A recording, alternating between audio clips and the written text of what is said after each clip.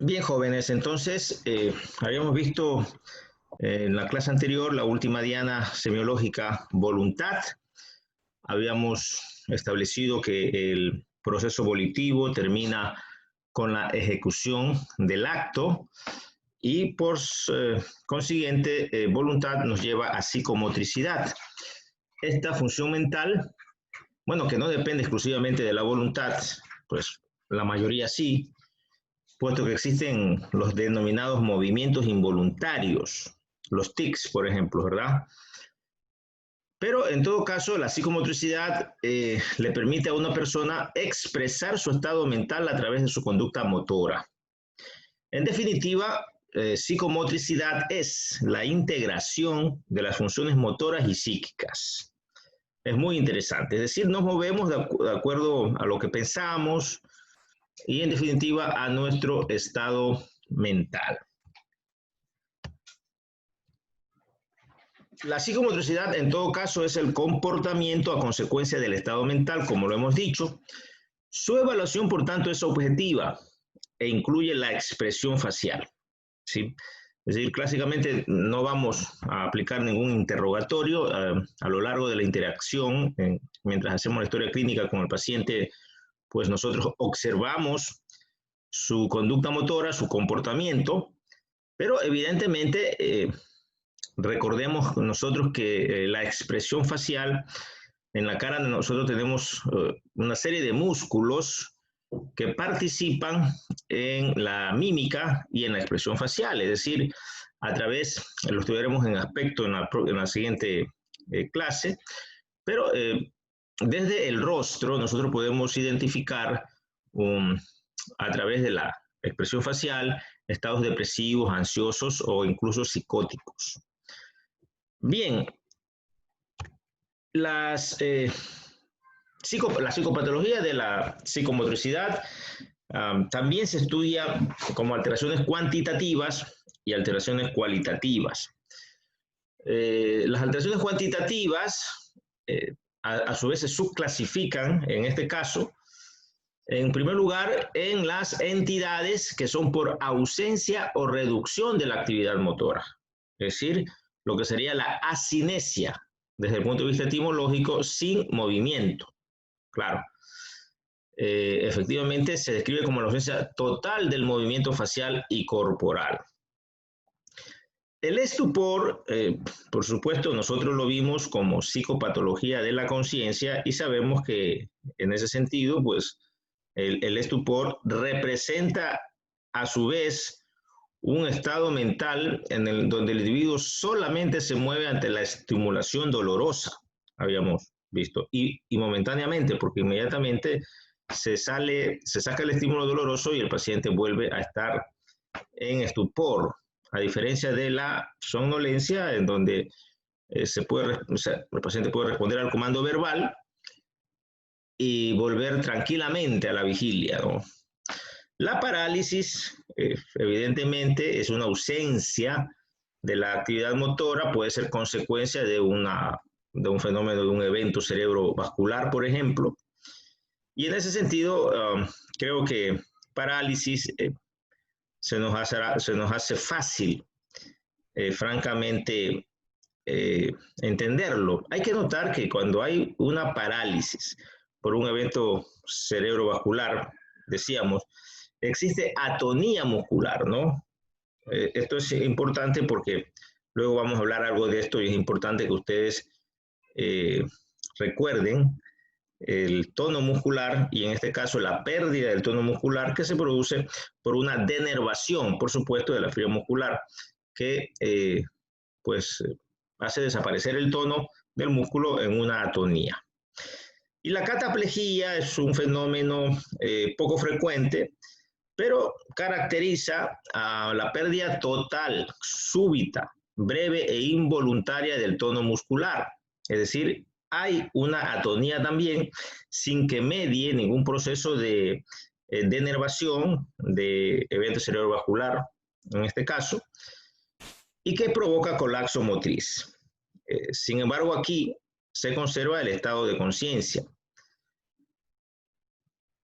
Eso en cuanto a la ausencia o reducción de la actividad motora en los trastornos cuantitativos. Tenemos también el fenómeno más frecuente de enlentecimiento de la actividad motora, lo que se llama hipocinesia o bradicinesia, ¿sí? Hay un enlentecimiento en la cantidad de movimiento. Aquí no hay atonía muscular, ¿sí? Un ejemplo de eso lo constituye a veces la enfermedad de Parkinson, pero un grado más extremo de hipocinesia, pues lo constituye el enlentecimiento o retardo motor, que es una lentitud excesiva para iniciar, realizar o completar la actividad. No se debe a causas físicas. Hay un tipo de esquizofrenia, la esquizofrenia catatónica, que se caracteriza por este fenómeno de enlentecimiento, incluso rigidez psicomotora. Y el fenómeno de obstrucción, por ejemplo, es un bloqueo del movimiento imprevisto. Las crisis de ausencia, formas de epilepsia, habitualmente acompañan a una parálisis psicomotora y se lo denomina obstrucción, ¿no? Es una detención brusca de la actividad motora. Y por último, primero, en las alteraciones cuantitativas de la psicomotricidad hemos visto los fenómenos de ausencia del movimiento, segundo, el enlentecimiento, y puede haber lo contrario, pues una actividad motora excesiva o inapropiada. Esa particularmente el médico general tiene que estar muy atento, porque existe este estado que se llama agitación psicomotora, que constituye siempre una emergencia psiquiátrica, ¿verdad? Antes de la agitación psicomotora, que constituya el grado máximo de hiperactividad motora, ¿sí? Tenemos casualmente la hiperactividad o hipercinesia simplemente, ¿no? Esto es muy frecuente verlo en los episodios maníacos y en el trastorno por déficit de atención e hiperactividad. Es decir, es una actividad intensa, mucho más intensa evidentemente que la inquietud psicomotora o excesiva del habla, pero el fenómeno de agitación psicomotriz, estaremos en la emergencia de turno, cualquier rato ya les toca a ustedes y veremos que viene un paciente acompañado de la policía, esposado de pies y de manos y aún así entra pateando y muerde, es decir, el fenómeno de la agitación psicomotriz es un fenómeno que casi siempre es una emergencia psiquiátrica y se la describe como la sucesión rápida de movimientos sin objetivo determinado. La inquietud motora ya la hablamos, el síndrome de piernas inquietas se considera un fenómeno de inquietud psicomotora. Es común estar en clase y algún compañero que tiene este problema de la inquietud psicomotora, ¿verdad? Mueve las piernas y eso, pues, se percibe, ¿no? De una manera incómoda para los estudiantes vecinos. Y la acaticia, jóvenes, es un fenómeno interesante, casi siempre es secundaria a una reacción tóxica de medicamentos que son bloqueadores de los receptores dopaminérgicos y implica la incapacidad para estar quieto, es decir, hay una necesidad imperiosa de moverse. El paciente es incapaz de estar sentado un segundo y tiene que pararse. Si alguna vez ustedes visitan un hospital psiquiátrico, se van a dar cuenta que en los patios existen los pacientes que están acatísicos y que están caminando de un extremo hacia otro del patio sin que medie ningún proceso de para, ¿no? Es un caminar constante. Y ya en relación a las alteraciones cualitativas de la psicomotricidad, vemos los movimientos inducidos, ¿verdad? Por ejemplo, la ambivalencia, esta ejecución simultánea de acciones totalmente opuestas que provocan una actividad contradictoria o la parálisis de la acción, es muy frecuente en el negativismo, el paciente que está, pues, que no quiere colaborar con el interrogatorio. Y claro, también tenemos los fenómenos de perseverancia motora, también se los denomina estereotipia motora, ¿verdad? Es la repetición de una acción recientemente realizada. Es decir, es un movimiento que se repite constantemente.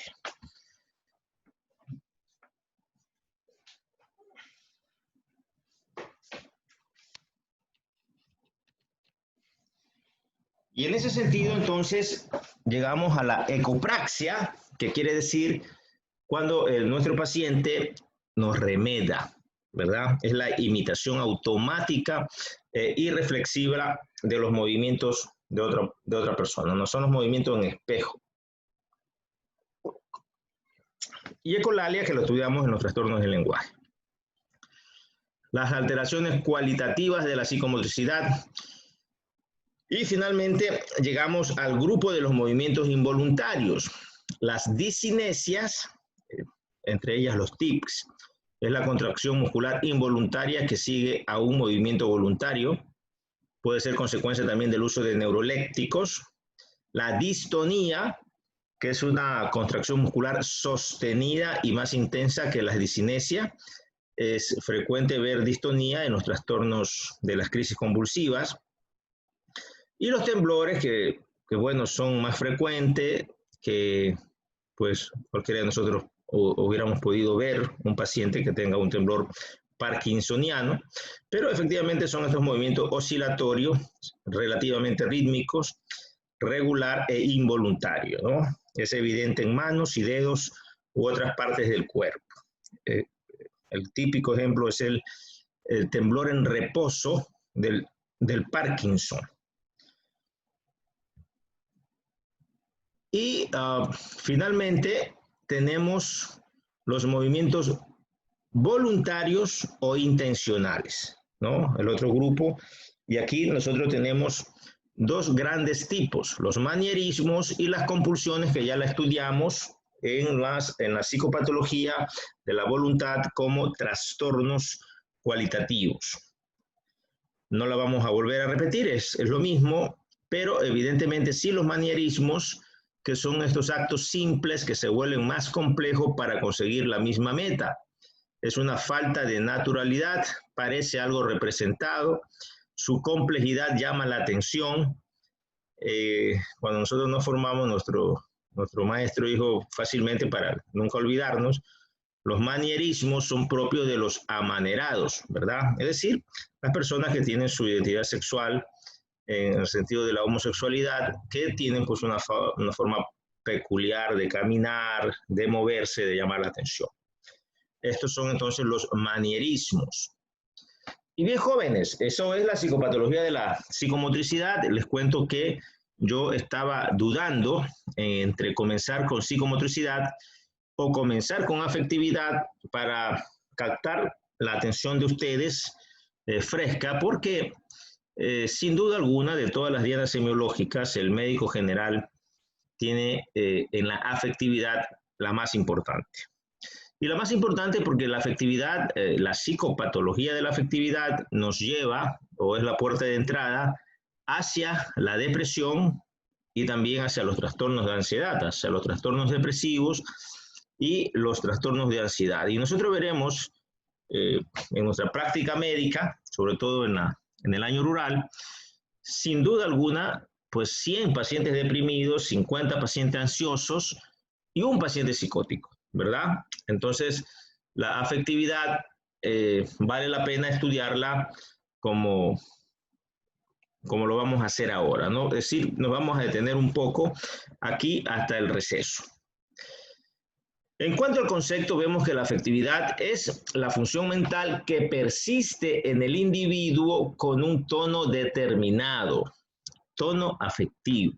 Es decir, la afectividad se expresa a través del tono afectivo, ¿sí? Y mediante ella, la persona responde emocionalmente a los estímulos del medio con una amplia gama de posibilidades. Entre ellas, la ansiedad, normal, claro. Es decir, la ansiedad es una respuesta adaptativa del sistema nervioso para enfrentar el medio ambiente y es normal, pues entonces, que haya una respuesta somática, es decir, nos pasa el profesor al frente a dar una lección, inmediatamente seguro vamos a tener nosotros un proceso de taquicardia, de sudoración, de una sensación de ansiedad. Pero es normal. Nosotros vamos a ver y a diferenciar la ansiedad normal de la ansiedad patológica que nos toca estudiarla. Pero es interesante que para entender la psicopatología de la afectividad, tenemos que centrarnos en el tono afectivo. Y por ejemplo, acá vamos a ver quién está conectado. Juan Mendoza está conectado. Muy bien, un gusto, Juan, tenerte por acá. Juan, tú antes hablamos del tono muscular, ¿verdad? ¿Sí o no? ¿Sí estuvo presente cuando hablamos del tono muscular? Activa el micrófono, Juan. Sí. Chévere. Yo quiero que usted haga una contracción del antebrazo sobre el brazo. Es decir, que me enseñe el bíceps. Pero enséñenos el bíceps. Haga una contracción del antebrazo sobre el brazo. El bíceps, no la camiseta. Eso. Pero ahí no hay nada, oiga. Es lo que hay. Bueno, en todo caso, bueno, ayer en la clase de ayer sí había un pepudo, pero en todo caso, pero estás contrayendo, ¿verdad? Sí, hay contracción, ¿ves? Perfecto, ahí se ve un poquito. Tócate el bíceps en ese estado de contracción, tócatelo.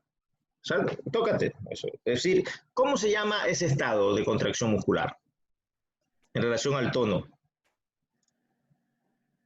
El Eso estado llama, en el que se encuentra el músculo. sí, pero eso se llama una Una contracción. claro, una hipertonía, ¿verdad? Ahí estamos con una hipertonía. Perfecto. Gracias, modelo. Chévere. Si nosotros, es muy frecuente que alguien en la familia o en el barrio eh, haga un evento cerebrovascular, ¿verdad? Y haga un proceso de hemiplegia, si pierde, hay una parálisis de la mitad del cuerpo, dependiendo de dónde haya sido la lesión.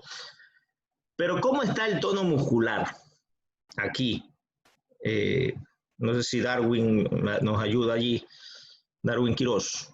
¿Ha visto usted algún paciente con evento cerebrovascular? Dios, mi abuela. Perfecto.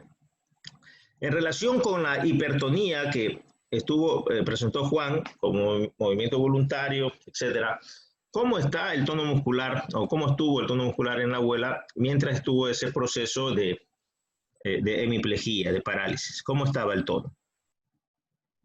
Estaba flácido, estaba hipotónico. Estaba flácido, atónito más bien, ¿no?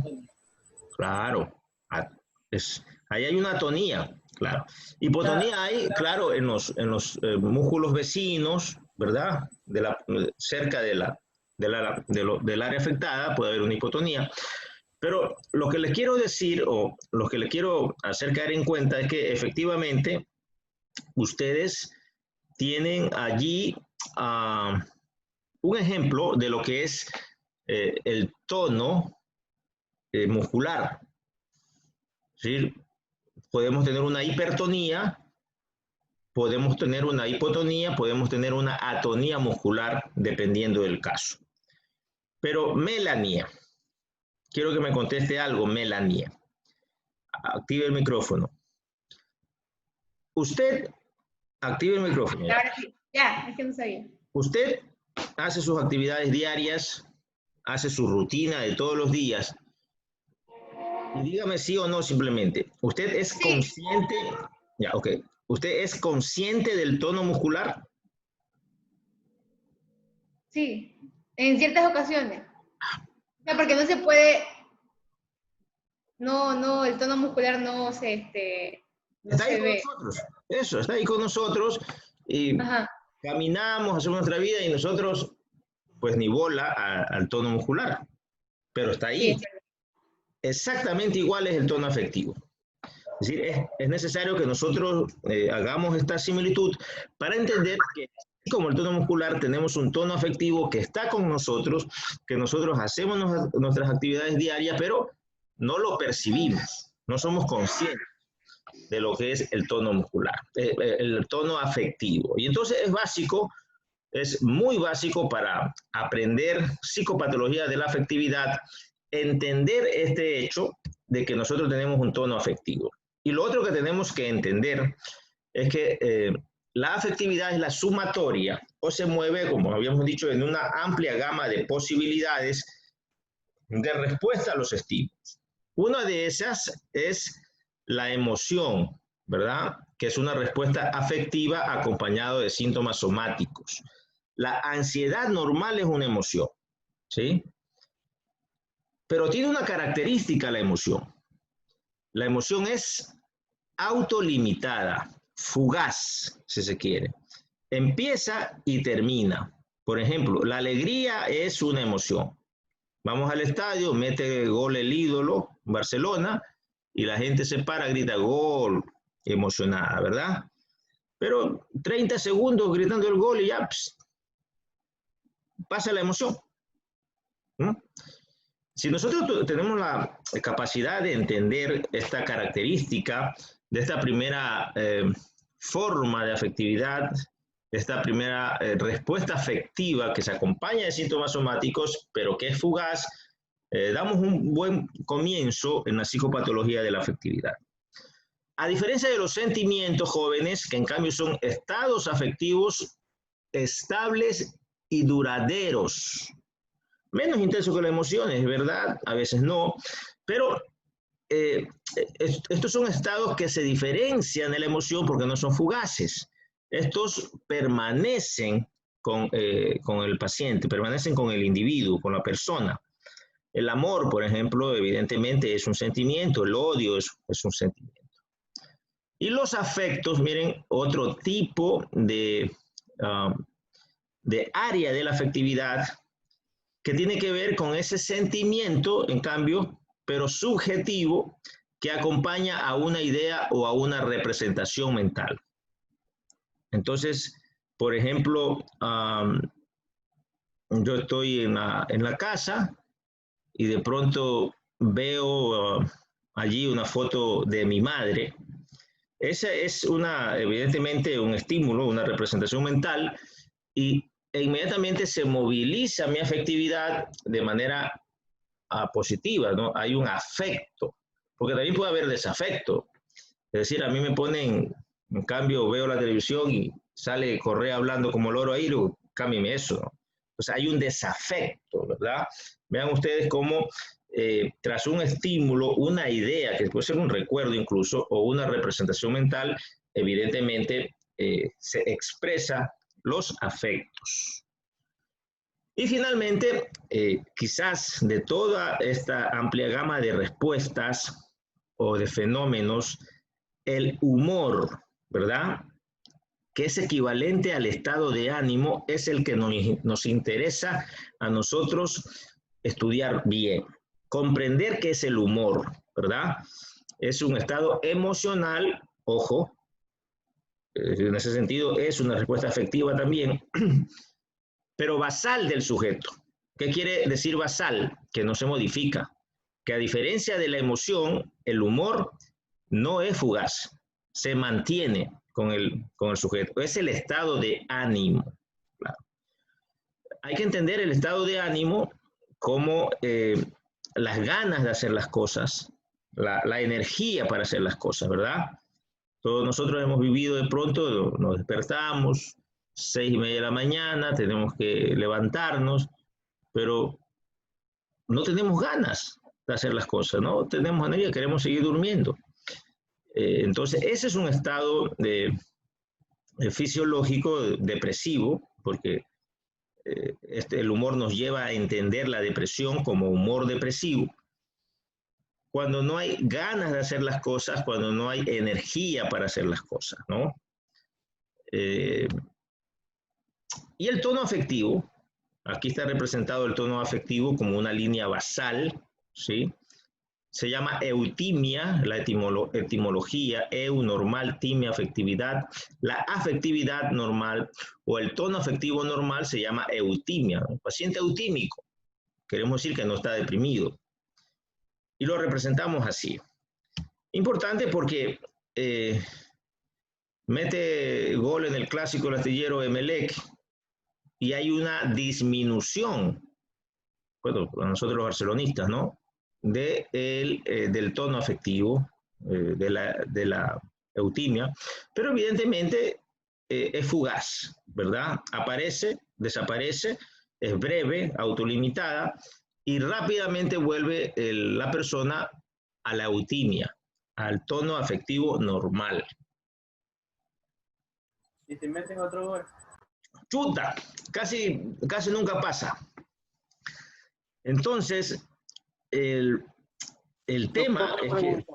Sí. Doctor, una pregunta. ¿En qué circunstancias esta eutimia no permanecería de manera constante, sino que, por ejemplo, una persona comenzaría a presentar niveles patológicos? Eso es lo que vamos a ver. No nos adelantemos, porque estamos en los preliminares para entender casualmente la psicopatología.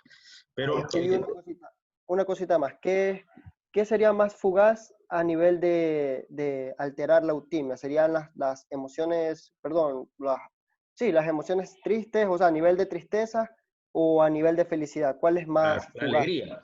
Alegría y tristeza, ¿verdad? Son emociones ambas. Se expresan exactamente como emociones en una misma unidad de tiempo. Porque ya vamos a ver lo otro, para que quede claro. Tranquilo.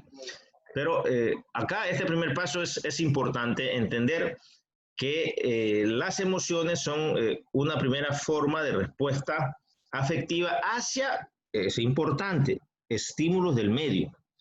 Porque lo normal es ponerse triste o alegre por un estímulo, es decir, por algo que ha pasado.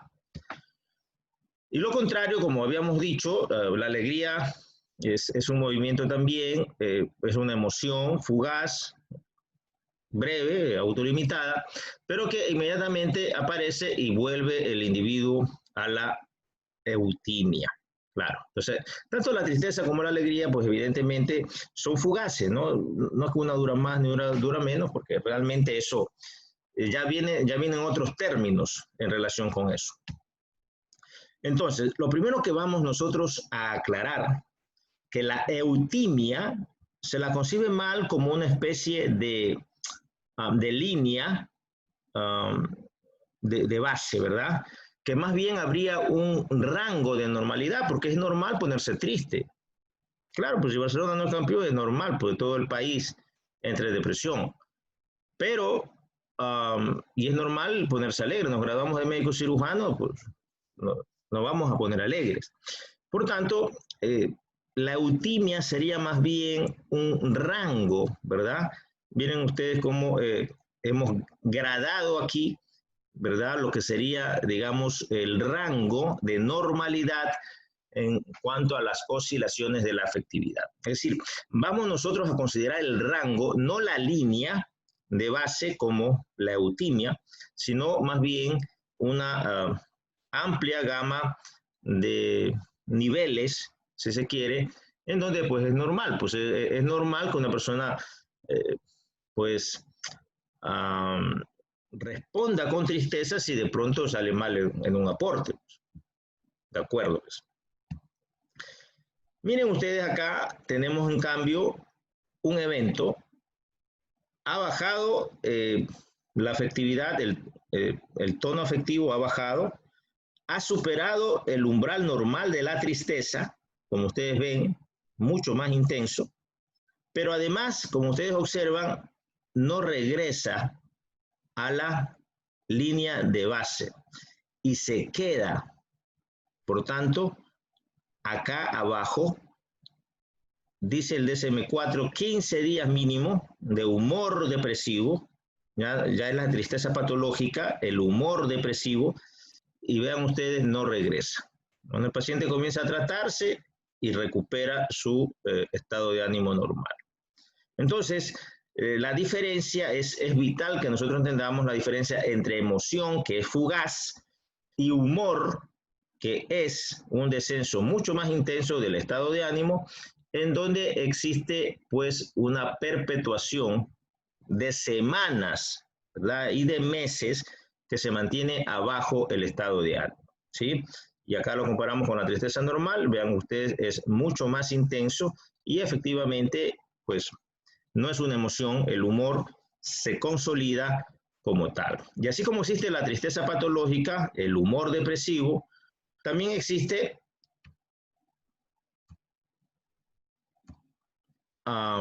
el humor o la alegría patológica, que es el humor maniacal. Entonces, la tristeza patológica ya la sabemos. Es fundamental diferenciar la tristeza patológica, el humor depresivo, de la aflicción o tristeza normal, lo dijimos. Esta emoción es adecuada al estímulo que la origina, la tristeza normal, lo hemos dicho. Tiene una duración breve, pues lo dijimos, y no suele tener repercusiones destacables en el rendimiento, en el funcionamiento del individuo, claro. ¿Qué es lo importante? Porque la tristeza no nos inhibe de hacer nuestras actividades, de pues funcionar en la vida cotidiana. Por tanto, es importante diferenciar el humor depresivo y la tristeza patológica, que es todo lo contrario, pues, ¿verdad? Primero, el humor depresivo se caracteriza porque no hay un estímulo que lo desencadene. Entonces, por eso que la depresión es una patología, porque el paciente baja su estado de ánimo sin explicación alguna. Es cierto que a veces puede haber un estímulo, como por ejemplo la muerte de un familiar, el paciente hace el duelo normal, la tristeza, y puede entrar en depresión, pero casi siempre las depresiones que nosotros vamos a tratar, no existe una causa que justifique el estado depresivo del paciente. Por eso que la depresión hay que entenderla bien, porque nosotros a veces vemos llorar a alguien que está deprimido. Vamos a ver que no, ¿verdad? La consideración patológica de la tristeza en la depresión tiene las siguientes características. La ausencia de estímulo desencadenante o desproporción entre la intensidad y la calidad del mismo. Claro, esto es frecuente en los MLCistas, ¿verdad? Les gana Barcelona y eso es mortal para ellos. ¿Sí o no? Duración excesiva, lo entendemos. Y la repercusión en la actividad laboral y el rendimiento. Es decir, cuando hay un estado depresivo, cuando hay un humor depresivo, en cambio, siempre hay compromiso funcional del individuo. Es decir, de acuerdo a la OMS, la cantidad de años perdidos y de capital económico que deja de producir un individuo afecto de la depresión, pues, se ha calculado en millones de dólares.